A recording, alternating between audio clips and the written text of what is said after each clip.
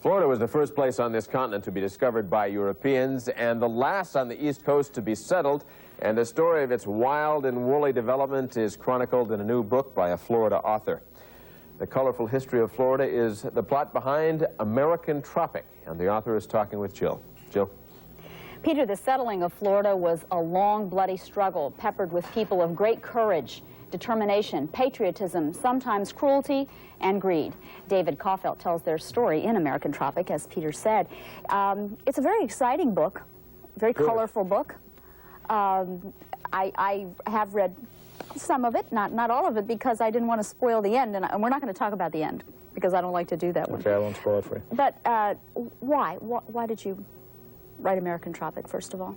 Well, I've been going around the state speaking mostly for friends of the library groups. And as I went around the state, I realized that I had been coming to Miami Beach since I was 5 years old, and my family always called Miami Beach Florida. Sometimes we called it Miami, but we always meant Miami Beach, and I thought all of Florida was Miami Beach.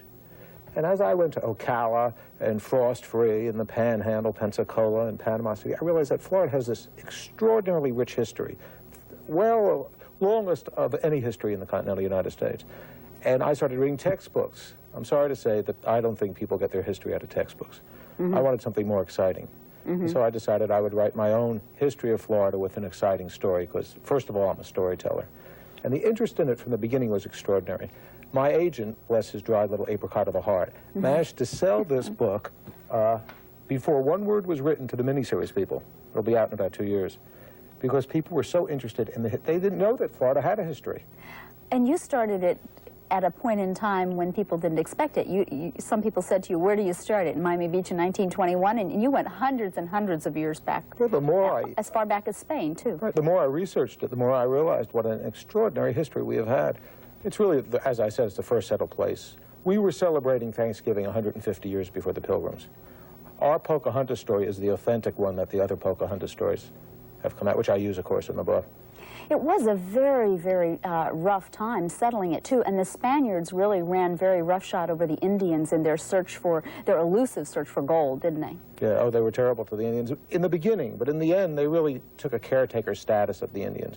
And when Andrew Jackson, who is one of my favorite monsters I talk about in the book, walks in and wrests Florida away from Spain for the United States, he agreed that he would preserve the Indians' way of life, where they were peaceable Indians.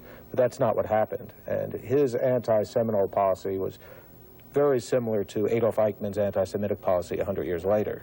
And that was, he got all the Seminoles together in one place, and he wanted to ship them out. When they wouldn't ship them out, then he killed them.